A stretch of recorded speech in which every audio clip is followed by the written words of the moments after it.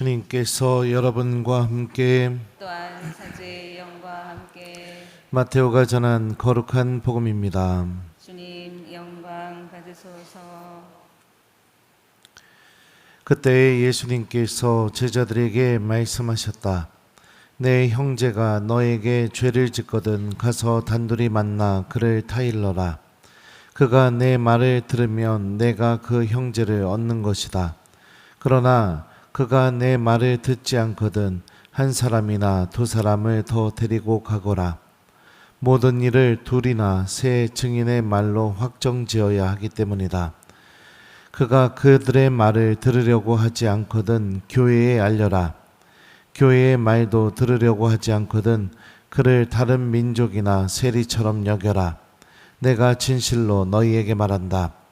너희가 무엇이든지 땅에서 매면 하늘에서도 매일 것이고 너희가 무엇이든지 땅에서 풀면 하늘에서도 풀릴 것이다. 또 내가 또 진실로 너희에게 말한다. 너희 가운데 두 사람이 이 땅에서 마음을 모아 무엇이든 청하면 하늘에 계신 내 아버지께서 이루어 주실 것이다. 두 사람이나 세 사람이라도 내 이름으로 모인 곳에는 나도 함께 있기 때문이다. 주님의 말씀입니다. 그리스도님 찬미합니다. 오소서 성령님.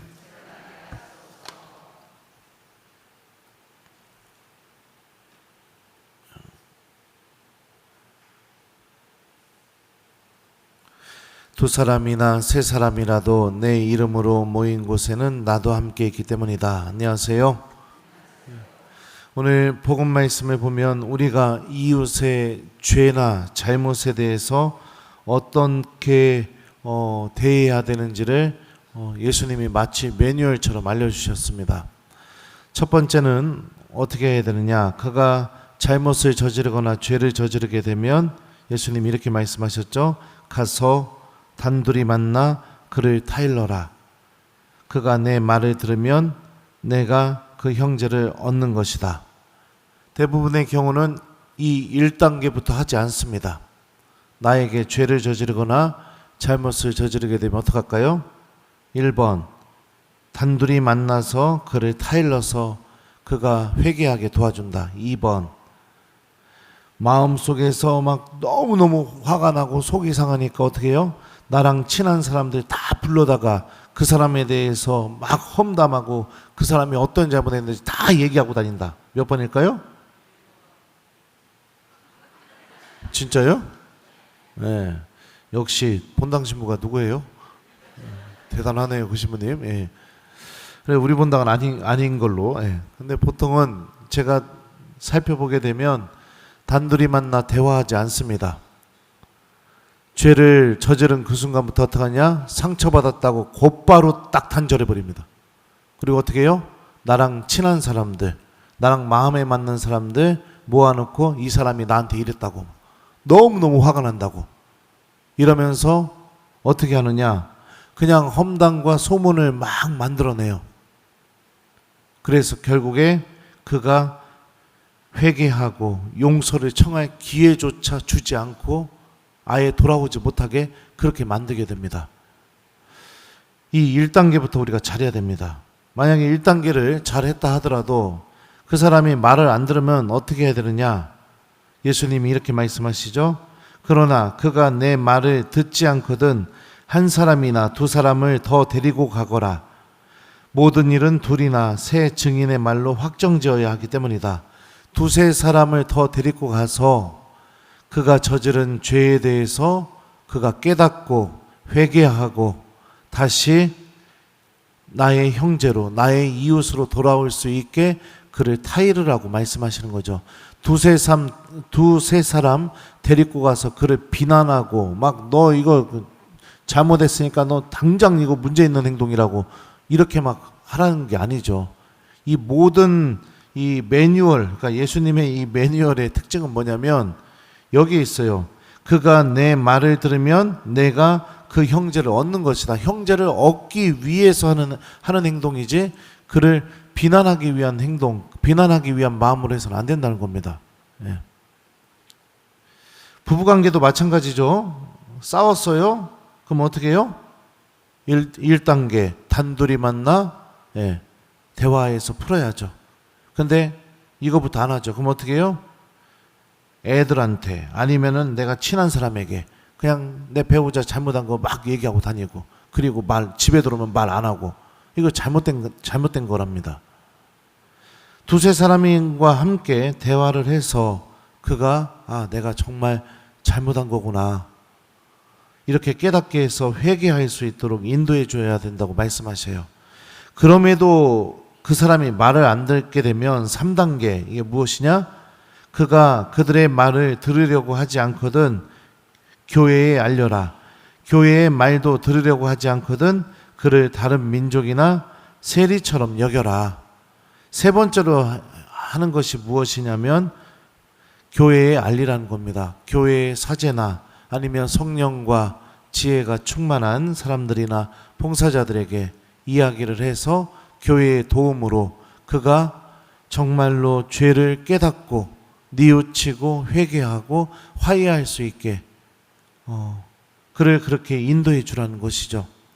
그럼에도 불구하고 이 단계를 다 거쳤는데도 말을 안 듣는다, 회개하지 않는다, 그럴 때 다른 민족이나 세리처럼 여겨라. 예수님이 이렇게 말씀하시는 거죠. 그와 거리를 두라는 얘기죠. 그와 거리를 두라는 거는요, 여러분들, 그를 포기해버려라, 그를 버려버려라, 그를 내쳐버려라, 이건 또 아닌 거예요. 다른 민족이나 세리처럼 여기라고 했다고 해서 예수님이 다른 민족이나 세리들에게 안 다가가셨나요? 아니잖아요. 그죠? 하느님의 섭리에 맡기란 얘기입니다. 왜 우리는 이렇게까지 이웃의 잘못에 대해서 이렇게까지 해야 되는가? 그냥 믿음이 없는 사람들이 하는 방법, 그냥 내가 상처받고 나에게 잘못했으면 그냥 곧바로 그 사람과 딱 단절해버리고, 그리고 내가 친한 사람들에게 가서 그 사람에 대한 잘못 다 얘기해버리고 소문내고, 그래서 그 사람이 더 이상 나랑 친한 사람들 앞에서 나서지 못하게 하거나, 하여튼 그렇게 하지 않고 왜 우리는 그 죄를 저지른 사람을 계속해서 타이르고 그가 회개하고 돌아올 수 있도록 이렇게 노력을 해야 되는가? 그거에 대한 이유를 복음서 마지막에서 예수님께서 이렇게 말씀하셔요. 내가 또 진실로 너희에게 말한다. 너희 가운데 두 사람이 이 땅에서 마음을 모아 무엇이든 청하면 하늘에 계신 내 아버지께서 이루어 주실 것이다. 두 사람이나 세 사람이라도 내 이름으로 모인 곳에는 나도 함께 있기 때문이다. 예수님은 둘이나 셋 모인 곳에 함께 계시기 때문입니다. 그렇기 때문에 죄를 저지른 그 형제도 아주 소중한 사람이에요. 왜요? 그 사람이 있어야, 나와 함께 있어야 내가 둘이나 셋이 될 수 있죠. 물론 그 사람 빼고 다른 사람하고 둘이나 셋을 이룰 수도 있을지 모르겠지만, 근본적으로 우리에게 이웃이라는 것은 우리가 하느님을 만날 수 있게 되는데 가장 중요한 소중한 존재라는 것을 예수님께서 우리에게 알려주시는 겁니다. 태초에 사람이 창조되자마자 느꼈던 감정이 외로움이었어요. 아담이 혼자 있는 것이 좋지 않으니 그에게 알맞은 협력자를 만들어주겠다. 하느님은 이렇게 말씀하시고 나서 아담에게 첫 번째 이웃인 하와를 창조해 주시죠. 이 모습에서도 알 수 있는 것처럼 사람은 혼자 있으면 하느님 보시기에 좋지 않게 됩니다. 하느님 보시기에 좋지 않다라는 것은 무엇이냐? 생명의 질서, 창조 질서가 깨져버리게 된다는 것을 의미해요. 단죄하고 비난하고 뒤에 가서 험담하고 잘못할 때마다 그에게 마음의 문을 열지 않고 그냥 곧바로 단절하고 더 이상 말도 안 하고 인사도 안 하고 그가 뉘우칠 수 있는 기회조차 주지 않고, 그렇게 내가 사람들과 관계를 맺게 된다면 결국에 내 주변에 있는 모든 사람들은 다 나를 떠날 수밖에 없게 됩니다. 왜냐하면 사람은 완벽하지 않거든요. 누구나 다 죄를 저지를 수밖에 없는 나약한 존재이기 때문에 그렇습니다. 형제를 얻는 사람이 되십시오. 이웃을 얻는 사람이 되십시오. 그가 화해하고 또 그와 화해하고 그가 하느님 앞에서 회개할 수 있도록 도와주는 사람이 되십시오. 험담, 비방, 단절, 인사 안함, 이런 방법은 그를 회개로, 하느님의 용서로 우리가 초대하는 방법이 아닙니다. 이렇게 노력했음에도 불구하고 그가 변화되지 않는다면 잠시 그와 거리를 두면서 하느님께 그를 맡겼으면 좋겠습니다. 그리고 다른 이들과 함께 그의 회개를 위해서, 그의 뉘우침을 위해서 기도를 시작하셨으면 좋겠어요. 이게 우리가 이웃의 죄 앞에서 해야 하는 행동인 것이고 또 예수님께서 바라시는 우리들의 모습이기도 합니다. 오늘 일독서를 또 볼까요? 일독서를 보면 모세는 약속의 땅에 못 들어가게 됩니다. 하느님께서 이 약속의 땅을 모세에게 쭉 보여주시죠. 들어가지는 못하는데 그 땅이 어떤 곳인지에 대해서 쭉 이렇게 보여주십니다. 보여주시고 나서 모세에게 어떻게 말씀하실까요? 자, 잠깐만요. 제가 좀 찾을게요. 네. 어디 갔어? 네. 저것이 내가 아브라함과 이삭과 야곱에게 너의 후손에게 저 땅을 주겠다 하고 맹세한 땅이다. 이렇게 내 눈으로 저 땅을 바라보기는 해주지만 내가 그곳으로 건너가지는 못한다. 이렇게 말씀하시죠. 우리들이 생각할 때는 어때요? 이 이집트 탈출을 이끌고 광야 생활을 인도했던 이 모세가 1번 모압 땅에서 죽는 것이 우리가 보기에는 좋아 보인다. 2번 그래도 이렇게 이 어마어마한 여정을 이끌었는데 약속의 땅에 들어가서 거기에서 죽는 것이 더 좋아 보인다. 몇 번이에요? 네? 더 좋아 보이죠. 근데 우리들의 눈으로 볼 때 좋아 보이는 방법이 항상 하느님 뜻과 일치하는 것은 아니라는 것을 오늘 일독서가 알려주는 거예요. 그러니까 우리들의 생각, 판단이, 그리고 우리가 생각할 때 이거는 참 좋은 것 같아 라고 이렇게 결정한 것이 항상 하느님 뜻과 일치하는 것은 아니다. 하느님 뜻과는 때로는 달라질 수도 있는 것이다. 모세가 약속의 땅에 들어가지 못하게 된 그 분명한 하느님의 뜻도 있을 것입니다. 그러니까 우리들 스스로가 무엇인가를 결정을 내리게 되었을 때 그 결정 내린 것이 절대적인 것이 되어서는 안 되는 거예요. 그러면 그 결정을 내릴 때 무엇이 필요할까요? 바로 하느님께 도움을 청하는 기도. 우리들의 결정이 하느님 뜻에 일치할 수 있는 은총을 청하는 기도. 그게 반드시 필요한 것입니다. 그러니까 둘이나 셋 모였을 때 우리가 기도하게 될 때 우리들도 항상 이 마음을 잃어버려서는 안 되는 거예요. 그래서 오늘 일독서는 우리에게 어떤 메시지를 주느냐? 우리가 내린 결정이 항상 하느님의 뜻과 일치하는 것은 아니다. 이 메시지를 알려주고 있고요. 오늘 복음은 우리에게 이웃의 잘못에 대해서 우리가 어떻게 대해야 되는지에 대해서 알려주고 있죠.